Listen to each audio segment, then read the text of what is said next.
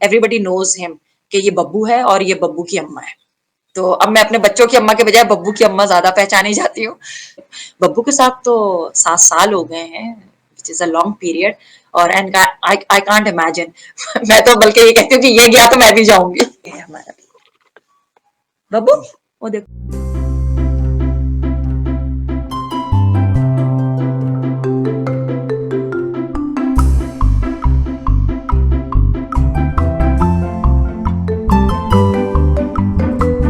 अस्सलाम वालेकुम सनोवर, क्या हाल हैं आपके? जी मैं बिल्कुल ठीक ठाक, आप सुनाएं क्या हाल है? इससे पहले कि हम अपने मौजू पर बात करें, मैं चाहूँगा कि आप अपनी मौजूदा मसरूफ़ियात बताएँ कि आप सहाफ़त में क्या काम कर रही हैं और कम्युनिकेशन की फ़ील्ड में आप क्या काम कर रही हैं, ताकि हमारे साथियों को आपकी अपनी मसरूफ़ियत के मुतल्लिक भी ज़रा आगाही हो सके। जो ज़्यादा मेरा काम रहा है वो टीचर्स ट्रेनिंग का रहा है। और लेकिन फिर मुझे लिखने का बस शौक है। तो कभी-कभार से लिख लिया करती थी मुख्तलिफ अखबारात में, उसमें अपने जंग में कभी-कभार। लेकिन आजकल मैं हम सब के लिए थोड़ा बहुत लिख रही हूँ। लेकिन पिछले 4-5 साल से मैं हाउस मेकर ज़्यादा हूँ। मेरी फर्स्ट प्रायोरिटी मेरा घर, मेरे बच्चे हैं, क्योंकि आजकल मेरी 3 बेटियाँ हैं माशाल्लाह। और तीनों अभी यहीं पर हैं, अपने ग्रेजुएशन के बाद 2 बेटियाँ आ गई हैं, वो काम कर रही हैं। तो मेरा ज़्यादा वक़्त घर पे ही गुज़रता है। तो मैं कोशिश करती हूँ कि ऐसे काम करूँ जिसमें जो कि घर से रिलेट हो ना, जो घर से मैं कर सकूँ। तो हम सब एक अच्छा प्लेटफ़ॉर्म है जिसमें आप अपने ख़यालात का इज़हार बहुत आसानी से कर सकते हैं। आपके पास पेट एनिमल्स कौन-से हैं और उनकी क्या तादाद है और क्या पैशन आपका ये कैसे डेवलप हुआ? अ, अभी तो सिर्फ एक है, और लेकिन मैंने इस्लामाबाद आने के बाद इसकी कुछ लंबी कहानी इस तरह से है कि जब मेरी शादी हुई तो मेरी जो सास थी, मदर इन लॉ, उनके पास एक डॉग था, हस्की डॉग। तो मैं मेरे लिए एक बड़ी अनहोनी सी बात थी कि क्योंकि मेरे अपने घर में, जबकि मेरे फादर और मदर जो दोनों थे बहुत लिबरल थे, कोई ऐसी बात नहीं थी। कभी इस वजह से नहीं रखा, नहीं रखने की कोई ये वजह नहीं थी कि कोई नजिस है जानवर या वो। घर छोटा था तो इस वजह से शायद हमने कभी वो नहीं किया। फिर माशाल्लाह हम 4-5 बहन भाई थे, तो इस वजह से शायद मेरी वालदा ने या वालिद ने कोई पेट नहीं रखा। तो वहां जाने के बाद वो एक नई चीज थी कि एक जानवर का घर में होना, और स्पेशली डॉग। और हस्की डॉग वैसे ही बहुत खूबसूरत होते हैं। तो मेरी जो सास थी वो बहुत ज्यादा उसके साथ इन्वॉल्व थी। और जब तक आप खुद नहीं पालते किसी पेट को, कोई सा भी पेट हो, तो आपको ये लगता है कि यार आप दूसरे को पागल समझते हैं। लिटरली मुझे भी अब बहुत सारे लोग पागल का ही खिताब देते हैं। तो मैं अक्सर अपनी सास को कहती थी कि यार ये इतना ज्यादा इन्वॉल्व रहती है, इसके लिए खाने का बंदोबस्त करती हैं, और उसको बेटा बेटा कहती हैं। माशाल्लाह इनके अपने खुद 4 बेटे हैं। तो और जब उसकी डेथ हुई है पूरी, उसने तबई अपनी उसकी मौत हुई 14 साल के बाद। तो मेरी सास ने कोई 3 दिन तक खाना नहीं खाया, और वो कॉन्स्टेंटली रोती रहती थी। और उनके मुंह से मैंने हमेशा ये सुना कि मेरा बेटा चला गया। तो और इसके पीछे बहुत सारे साइकोलॉजिकल इश्यूज भी होते हैं, क्योंकि बच्चे बड़े हो जाते हैं जब, तो खास तौर पे वालिदैन बहुत अकेला फील करते हैं, क्योंकि आपने जब बच्चों को परवान चढ़ाया होता है तो वो आपके करीब होते हैं बचपन में बहुत ज्यादा। फिर उम्र के साथ साथ उनकी अपनी लाइफ शुरू हो जाती है, और वो अपने कामों में, अपनी एक्टिविटीज में मसरूफ हो जाते हैं। तो मैं तो बीइंग अ मदर, मुझे बड़ा अच्छा लगता है कि मेरे साथ कोई हो। तो आप बच्चों के साथ वो सब कुछ करते हैं, अभी भी करते हैं। लेकिन इससे ये नहीं होता कि आपके अपने बच्चों के साथ मोहब्बत कम हो गई है। लेकिन ये होता है कि पेट आपको मुस्तकिल आपके साथ होता है, और वो ये एहसास दिलाता है कि I am with you, always with you. क्योंकि बच्चों की अपनी लाइफ है और आप उनको जबरन रोक नहीं सकते। तो मेरे पास वो जब तो मेरे लिए वो एक बड़ी अनहोनी सी बात थी कि एक डॉग के लिए इतना ज्यादा एहसास रखना मेरी सास का। लेकिन जब मैंने खुद लिया, ये मैंने सबसे पहला जो डॉग लिया था वो 2010 में, सैमॉइड। लेकिन वो सरवाइव नहीं कर सका, क्योंकि उस वक्त मुझे मालूम नहीं था, और मैंने जिस डॉक्टर को दिया उन्होंने शायद केस बिगाड़ दिया या बेच दिया, क्योंकि यहाँ करप्शन बहुत है इस मामले में। तो मैं अब किसी पे बिलीव नहीं करती हूँ। फिर उसके बाद दूसरा मैंने लिया था, वो भी शायद समहाउ मसला हुआ, तो मैंने वापस कर दिया, क्योंकि मैं नहीं चाहती थी कि वो मेरी आंखों के सामने उसकी डेथ हो। ये जो है ये हमारे दोस्त हैं, मुजीबा और अजहर। तो बस एक दिन हम उनके घर गए हैं, और चूंकि मेरी दोनों बेटियां बाहर चली गई थी पढ़ने के लिए, तो जो मेरी तीसरी बेटी है वो अकेला अपने आप को बहुत लोनली फील करती थी। तो वो अक्सर कहती थी कि आप ले लें, मैं मना करती थी कि नहीं। तो जब हम गए हैं उनके घर तो बब्बू भी भागता हुआ आया, उसका नाम। तो मैंने मुजीबा से कहा कि अब जो तुम्हारे पास कोई डॉग आए तो मुझे जरूर देना। उसने कहा ले जाओ, अभी ले जाओ। तो आई वाज सरप्राइज्ड कि ये तो अभी दे रही है। तो और फिर हम उस दिन उसको ले आए। तो ये पिछले 7 साल से मेरे साथ है। जो शिट्जूस छोटे हैं जो मेरी बहन के पास है। तो समझे आप इस घर में 3 डॉग्स हैं, लेकिन वो ऊपर रहते हैं, ये मेरे पास होते हैं। कि मुझे तो छिपकली से भी डर लगता है और आपको कुत्तों से डर नहीं लगता, इसकी क्या वजह है? छिपकली से तो मुझे भी डर लगता है बाय द वे। इसलिए नहीं कि कोई वैसे है, पता नहीं, आई डोंट नो। जो रेप्टाइल्स होते हैं उनसे आपको एक तरफ लगता है कि आपके ऊपर ना चढ़ जाए। तो लेकिन जब आप जो इंसान इन चीजों को भी पालता है, रेप्टाइल्स को बहुत लोग पालते हैं, आप देखें नेशनल ज्योग्राफिक में वो अपने हाथों पे बिठा रहे होते हैं, ये वो शेर को पाल रहे हैं। जिसके साथ आप का मोहब्बत का एक एहसास और वो रिश्ता कायम हो जाए ना, तो फिर उससे आपको डर नहीं लगता। ये एक कुदरती अमल है। तो मुझे अब कुत्तों से क्या, मुझे तो अब कोई भी जानवर आ जाता है, जबकि मैं बाहर जाती हूँ तो स्ट्रेस इतने इधर उधर फिर रहे होते हैं, तो मुझे उनसे भी नहीं डर लगता है। मैं उनको खाना वाना डाल देती हूँ, ये वो। जाहिर आप सबको तो नहीं पाल सकते।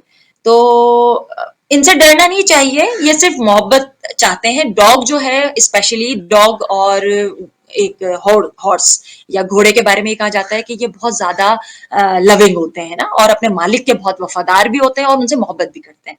तो वो जैसा आपके साथ करते हैं आपको उसी तरह से देना चाहिए। तो ये डरने की कोई ऐसी बात नहीं ठीक है। लग रहा है।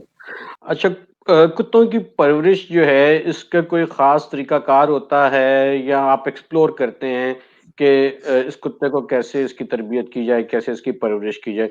तो आपने ये सारा प्रोसेस जो है परवरिश और तरबियत का, ये कैसे किया?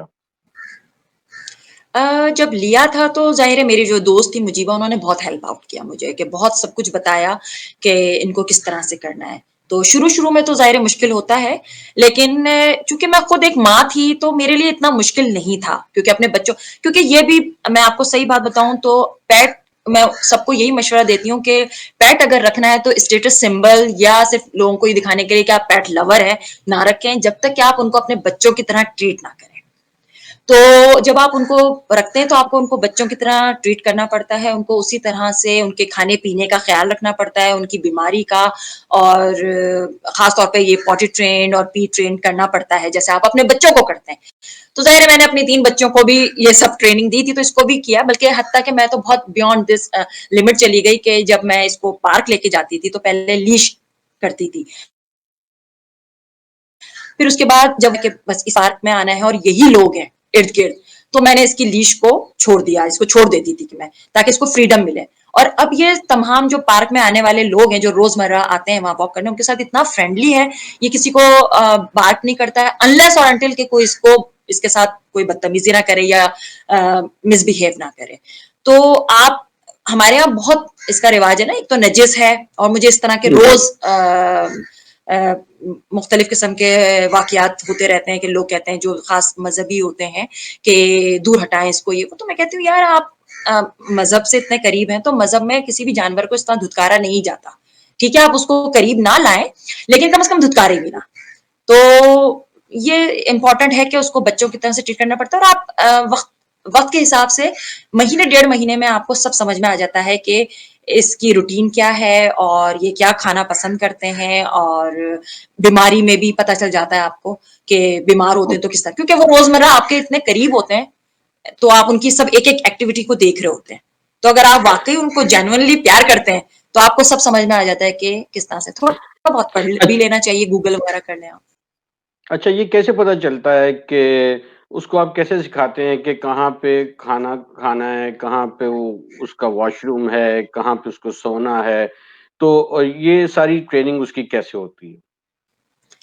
अ, वही मैं कह रही हूँ ना, जिस तरह से आप बच्चे को समझाते हैं कि भई ये वॉशरूम है या ये खाने की टेबल है, या आपका ये बर्तन है, तो इसी तरह से मेरे साथ आज तक ये नहीं हुआ है। हम कहीं चले भी जाते हैं, ये घर पे अकेला भी होता है, और इवन इसकी जो पसंदीदा चीज़ें, चीज़ केक हो गया या कुछ इस तरह की चीज़ें पड़ी हुई भी हों, इसने कभी मुँह नहीं डाल खाई है, और कभी इसने हमारा घर गंदा नहीं किया, जो कि एक बहुत यानी लोग हैरान होते हैं।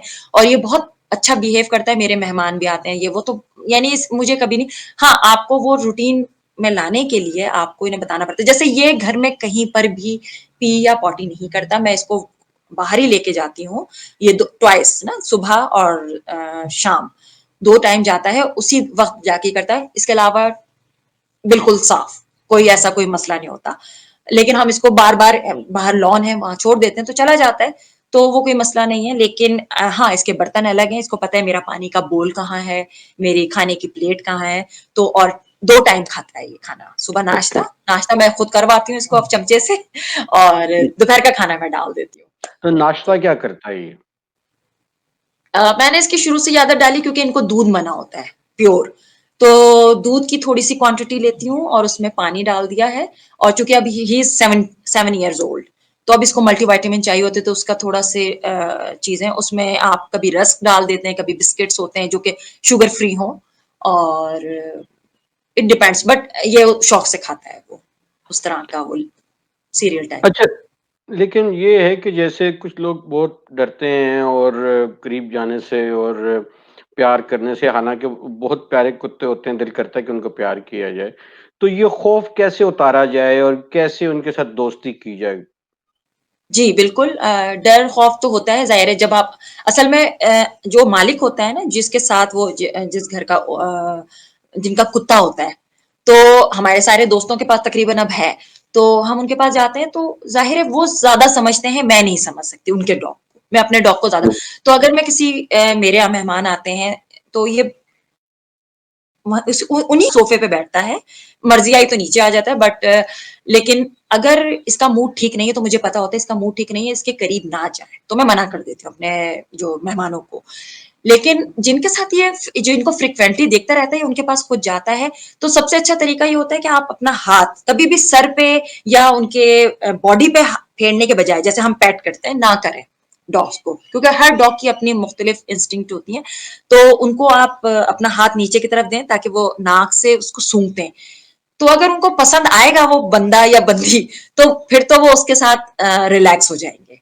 लेकिन अगर नहीं आ रहा है तो आप दूर हट जाएं, क्योंकि देखें जानवर के साथ खेल करना भी मैं कहती हूँ कि वो नहीं है, क्योंकि जाहिर है इनके काट लें तो वो मसला होता है, तो मैं सबको मना कर देती हूँ कि नहीं आपके साथ रिलैक्स नहीं हो रहा। दूसरी एक अहम इनकी चीज होती है डॉग्स की, कि जब ये किसी के साथ कंफर्टेबल नहीं होते तो इनका इनके दांत और इनका मुंह बिल्कुल सख्ती से बंद रहता है।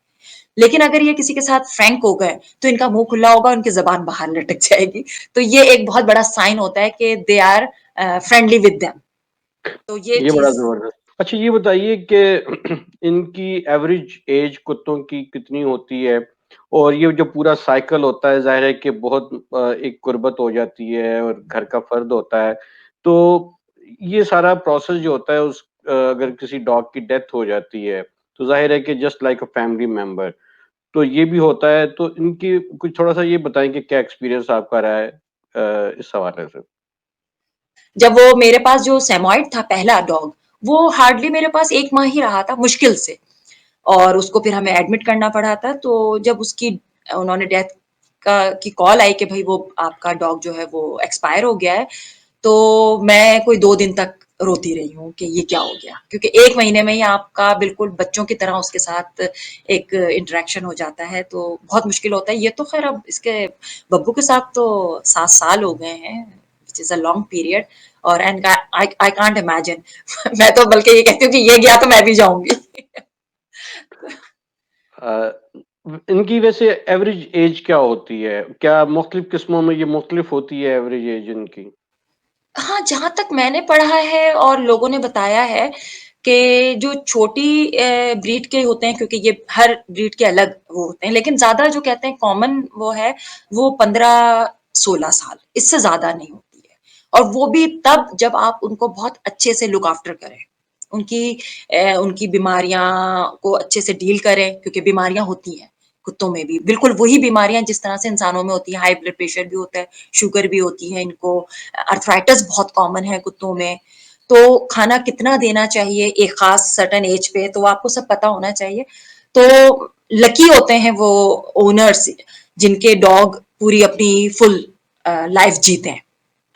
और अच्छा कभी मुझे भी ये नहीं छोड़ना नहीं चाहिए उनको। ये मुझे नई बात पता चली कि इनको भी ब्लड प्रेशर और डायबिटीज़ होता है, तो आप क्या जी, ग्लूकोमीटर से इनकी शुगर वगैरह चेक करती हैं? इनके या सारे अगर कोई जी, जी, हाँ, इनके सारे टेस्ट होते हैं हर चीज़ के। इनके ब्लड प्रेशर का भी होता है, ब्लड से सारी कुछ अब बहुत एडवांस है हमारी साइंस। तो वेट जो है आप यानी उस दिन अभी पिछले दिनों की बात है, इसने कुछ उल्टी सीधी चीज खा ली, आई डोंट नो बाहर गया तो ये, तो इसने वॉमिट की, एक की, दो के बाद आप अलर्ट हो जाते हैं। मैंने उसी वक्त अपने, क्योंकि मेरा जो जो मेरे वेट हैं, तो वो बहुत जानते हैं कि मैं बहुत इसके बारे में बहुत कंसर्न होती हूँ, तो उन्होंने 9 बजे मैंने उनको फोन किया, उन्होंने कहा अभी लेके आ जाए ना। तो उन्होंने इसको इंजेक्शन लगाया, और उन्होंने ये कहा था कि अगर ये 3-4 रात के 12 बजे के बाद भी होती तो एक्सपायर होने का खतरा होता, क्योंकि ये बहुत नाजुक होते हैं, इनका मैदा भी बहुत छोटा होता है, और हर चीज तो बहुत ये चीजें ही होती हैं जो आपको एक अच्छा ओनर साबित करती हैं कि आप उनको किस तरह से देख रहे हैं। बिल्कुल जैसे आप मेरा बच्ची को अगर 2 दफा उल्टी हो जाएगी तो मैं फौरन लेके भागूंगी, तो उसी तरह से आपको डॉग को भी करना है, अदरवाइज तो फिर बहुत मुश्किल हो जाता है। अच्छा। अच्छा वैक्सीनेशन इनकी कौन-सी होती है? अर्ली एज में और मिड एज में इनको प्रोटेक्ट करने के लिए डिज़ीज़ से किस तरह की वैक्सीनेशन होती है? इनकी सालाना होती है, ज्यादा तो यही जो होती है इनकी, जो रेबीज के लिए जो वो, लेकिन मैं इसको 2-3 लगवाती हूँ। एक तो एंटी टिक, क्योंकि टिक्स बहुत कॉमन है इस्लामाबाद में स्पेशली, पार्क में जाता है जाहिर है ये, तो टिक्स होती हैं बिल्कुल जैसे लाइज होती हैं बच्चों के सर में, इसी तरह की इनकी टिक्स होती हैं, तो वो चढ़ जाती हैं, तो वो बहुत इनके लिए होती हैं, और कुछ टिक्स इतनी खतरनाक होती हैं जिसकी वजह से इनको टिक फीवर हो जाता है, और उसकी वजह से इनकी प्लेटलेट्स डाउन हो जाती हैं, जो कि इसको बब्बू को फर्स्ट टाइम जब ये आया था तो हो गया था। तो इन चीजों पे जाहिर है आपका खर्चा भी बहुत होता है, जाहिर है उसमें आपको इनको फिर ब्लड भी चढ़वाना पड़ जाता है, या इस तरह की मेडिसिन देनी पड़ती है। तो उसके लिए मैं इसका वैक्सीनेशन में एक टिक का लगवाती हूँ, रेबीज के होते हैं, और एक बहुत जो है क्या नाम है इसका, जॉइंडिस का, ये, तो ये 3 होती हैं। कोई इतना बड़ा खर्चा नहीं है एक मतवसत तबके के लिए, अगर वो कोई डॉग रखते हैं तो आप सालाना 5,000 का आप खर्चा रख लें, और पूरे साल आप बहुत अच्छी सी लुक आफ्टर करें, तो ये बीमार नहीं होते। अच्छा वैसे फूड का क्या कॉस्ट होती है इनकी? अब ये भी डिपेंड करता है कि आपका डॉग क्या पसंद करता है, ये ज्यादा डॉग फूड पसंद नहीं करता, तो मैं लाके रखती हूँ वो मेरे ख्याल से अगर आप महाना 500 रुपए, अगर हाँ पूरा उस पर ही डिपेंडेंट है डॉग, तो फिर तो वो ज्यादा खाएगा वो। लेकिन आप दूसरी चीजें देते हैं घर की, जैसे चिकन आप पका रहे हैं, तो अगर आपके उसमें मिर्चें कम है, तो क्योंकि इनको मिर्चें नहीं देनी चाहिए, इनको नमक बिल्कुल नहीं देना चाहिए, तो ज्यादातर बॉयल करके खाली पानी में, तो इस तरह की चीजें, लिवर हो गया कभी कभार वो दे दिया, चिकन लिवर, और बीफ कभी दे दिया बॉयल करके, तो इस तरह की चीजें आप देते रहते हैं, तो वो उससे पराठा शौक से खा लेता है, असली घी का बना हुआ होता है, तो कभी कभार से वो दे देती हूँ मैं, अंडा बॉयल दे दिया, तो मैं मुख्तलिफ चीजें देती रहती हूँ, डॉग फूड भी रखा हुआ है घर में। और ये भी डिपेंड करता है ना कि आपका डॉग अगर बड़ा डॉग है, लाइक लैब टाइप के हैं, तो वो उसकी खुराक जाहिर है ज्यादा होगी, ये तो बहुत छोटा ज्यादा बड़ा नहीं है, तो नॉर्मली खाता है। अच्छा आपको इसके मूड का कैसे पता चलता है कि ये अभी बहुत खुश हो गया है, ये एकदम नाराज़ हो गया है या उदास हो गया है? तो ये कैसे आपको पता चलता है इसके मूड स्विंग्स? अ, जैसे आपको अपने बच्चों के बारे में पता चल जाता है कि बच्चा नाराज है या गुस्से में हुँ, है या खुश है, हुँ, तो हुँ। वैसे ये डिमांडिंग नहीं होते हैं, सच्ची बात यह है, बहुत बहुत प्यारा जानवर है, और पूरा वक्त यानी आपको आपको ही खुश कर रहा होता है।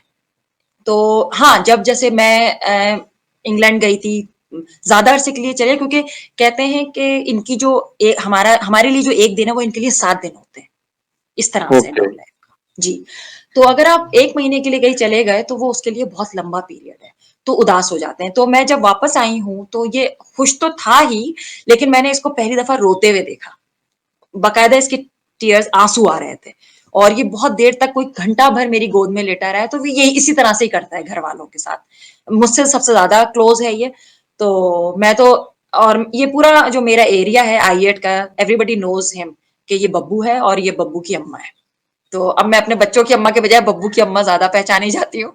तो सब जानते हैं क्योंकि मैं इसको गाड़ी में हर जगह लेके जाती अच्छा ये हूँ। बताइए इससे कि ये मसला नहीं होते ज़्यादा। आप इसके मूड तो आपको पता चल जाते हैं, लेकिन ये आपका मूड कैसे चेंज करता है? यानी पेट एनिमल अगर हमने घर पे रखा हुआ है, तो उसके असरात हम पे क्या होते हैं, हमारे मूड पे क्या होते हैं? बहुत अच्छे होते हैं। मैं तो अपने जितने भी जो हमारे दोस्त थे जिनके पास नहीं था, तो मैं उनको यही कहती थी कि ज़रूर पालने चाहिए। वेस्ट में आप देखें कि हर घर में, चाहे बच्चे छोटे हैं, बच्चे हैं या नहीं हैं, आप अकेले सिंगल हैं, इवन बड़ी फैमिली है, पेट बहुत मैंने ये वहाँ इंग्लैंड में ही रह के देखा कि हर एक के घर में पेट होना लाज़मी होता था, स्पेशली डॉग। उससे एक तो आपको ये फिट रखते हैं क्योंकि इनको आपको हर हाल में वॉक करानी है। तो वो जो हम लोग जो लेजी हो जाते हैं ना, फिर जो मोटापे की शिकायत करते हैं कि यार मैं तो मोटा हो रहा हूँ या मोटी हो रही हूँ, तो भाई आप रखें और आप उनके साथ वॉक करें। दूसरा जो होता है आपके खुशी के हॉर्मोन्स इनके थ्रू, क्योंकि ये हर वक्त बड़े जॉयफुल होते हैं। तो इवन कभी मेरी तबीयत खराब होगी तो ये मुझे एक मिनट के लिए भी नहीं छोड़ता क्योंकि इसे पता है कि ये लेटती नहीं है। जब मैं बेड पे लेटी होंगी तो ये मेरे पास आके बैठ जाएगा और ये पूरी एहसास दिलाता है कि मैं हूँ साथ में, और या मैं रो रही हूँ, तो चीयर अप करते हैं, कोशिश करते हैं कि जो मालिक है या आपके जो भी है, क्योंकि हमें तो ये पेरेंट्स ही समझ रहा होता है ना, मुझे माँ ही समझ, तो ये बहुत ज्यादा क्लोज होके आपको चेयरफुल करने की कोशिश करते हैं। तो बहुत अच्छे उससे आपके ये बाकायदा प्रूवन है कि आपके जो हार्मोन्स होते हैं ना, हमारे गुस्से के भी हार्मोन्स निकलते हैं जब आपको गुस्सा आता है, जब आप खुश होते हैं या आप उदास होते हैं।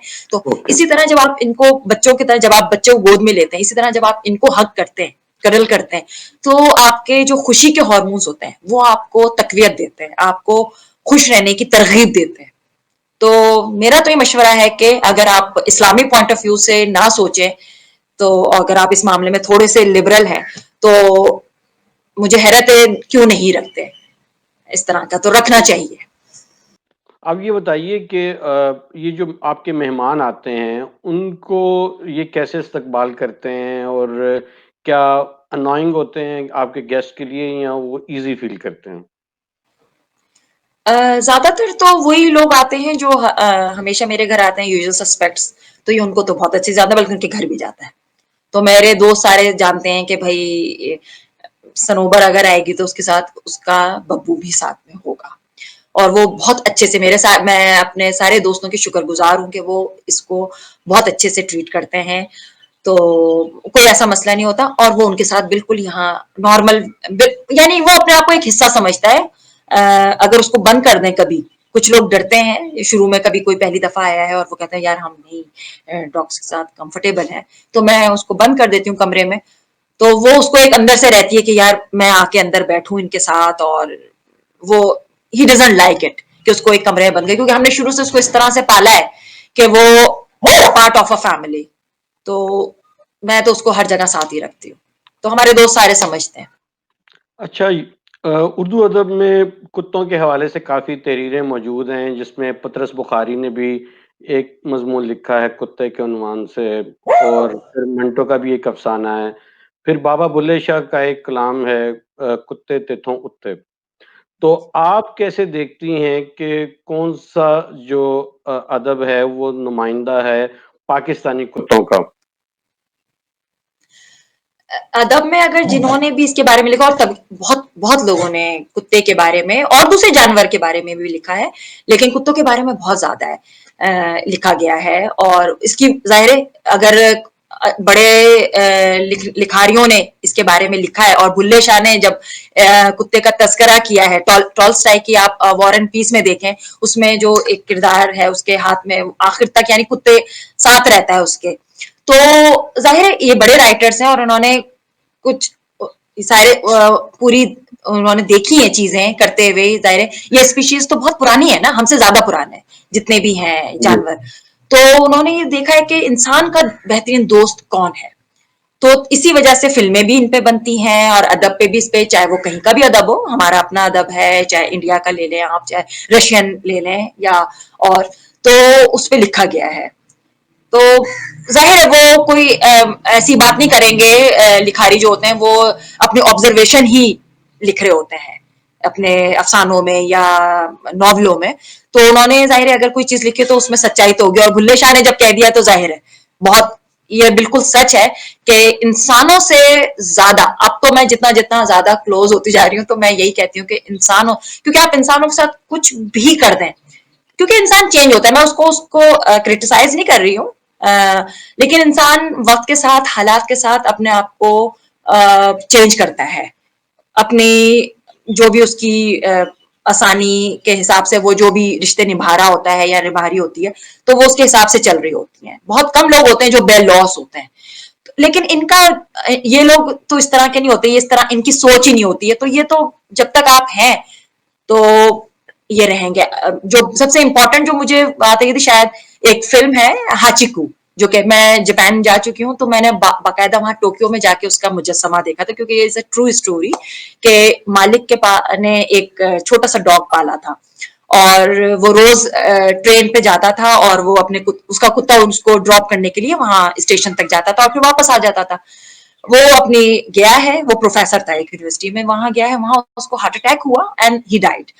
तो वो कुत्ता इंतजार कर रहा है कि वो आएगा मालिक और वो नहीं आया तो वो इतना ट्रिगर हुई हुई थी कि मालिक को यहीं से ही आना है जबकि वो तो एम्बुलेंस फ्यूनरल भी हो गया और वो ही बात खत्म हो गई लेकिन कुत्ता 9 साल तक उसी स्टेशन पे बैठा रहा है घर वाले ले जाने की कोशिश कर लेकिन वो नहीं गया तो वो तो इस तरह के बेशुमार वाकयात हैं तो ये बड़े बेलौस होते हैं इंसानों से इनका कोई कंपैरिजन ये बताइए कि अक्सर हमारे यहाँ अगर किसी को बहुत बुरा कहना हो, तो उसको ये कहा जाता है कि कुत्ता भी तुमसे बहुत दर्जे बेहतर है या फिर किसी को कुत्ता कहा जाए तो वो गाली समझी जाती है, जबकि कोई और जानवर कह दें, शेर कह दें तो वो फ़ख्र से उसका सीना फूल जाता है कि जी मैं बहुत बहादुर हो गया।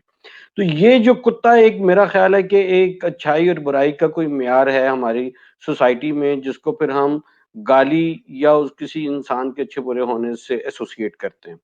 आप इसको कैसे देखती हैं? अब मुझे बुरा लगता है क्योंकि पहली बात ये है कि आप किसी भी जानवर को चाहे वो शेर हो चाहे कुत्ता हो गधा हो कोई सा भी जानवर एक जानवर को पालने के बाद आप उनके साथ एक सिंपैथी भी और एम्पैथी दोनों चीजें हो जाती हैं तो अफसोस होता है मुझे कि इस तरह से खुद हमारे मुंह से भी निकल जाता है क्योंकि इतनी हमारी ये एक वो है ना आप यानी एक बचपन से सुनते आ रहे हैं गाली के तौर पे इस वर्ड को तो अब अगर कोई फेसबुक पे कोई इस तरह से लिखता है तो मैं कहती हूँ प्लीज उसकी इंसल्ट ना करें ना जानवर की इंसल्ट ना करें क्योंकि जानवर इंसानों से बहुत हद दर्जे बेहतर होते हैं तो क्योंकि उनकी कोई इस तरह की इंटेंशन नहीं होती है किसी को तकलीफ देने की ये वो हाँ अगर कोई है काटने वाला जानवर है या करेंगे तो वो तो काटेगा ठीक है ना इंसान इंसान से बड़ा जानवर तो मैं समझती हूँ कोई भी नहीं है तो कल्चर का एक बुरा एक पहलू है मैं सच कहूंगी अच्छा आप हमें अपने कुत्ते से मिलवाना चाहेंगी अभी? हाँ बिल्कुल जी, बब्बू प्लीज़। इधर आओ इधर आओ इधर आओ जल्दी से आओ ये है हमारा बब्बू वो देखो हेलो! ये तो बहुत क्यूट है। हाँ ये बहुत क्यूट है बस बस बस बस बस इसकी क्या एज है? ये 7 ये 7 जुलाई को पैदा हुआ था और हुँ, हुँ। ये अभी 7 साल के हो चुके हैं तो अच्छा, जो मौज़ू के एतबार से हमारे सवालात थे, वो तो हमने मुकम्मल कर लिए और हम 2 सवाल अपने हर मेहमान से पूछते हैं और आपसे भी पूछेंगे।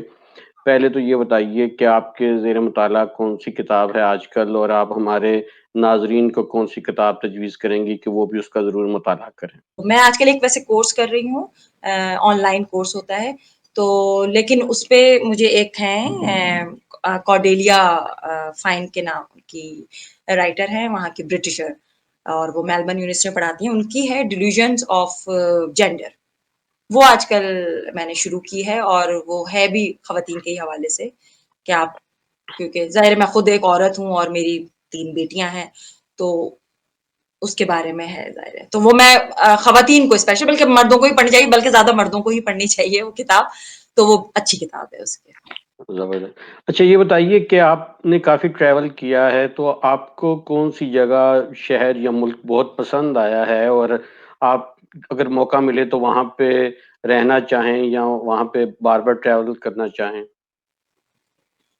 अ, पसंद के हवाले से मैं कहूँगी कि मुझे लंदन बहुत पसंद है।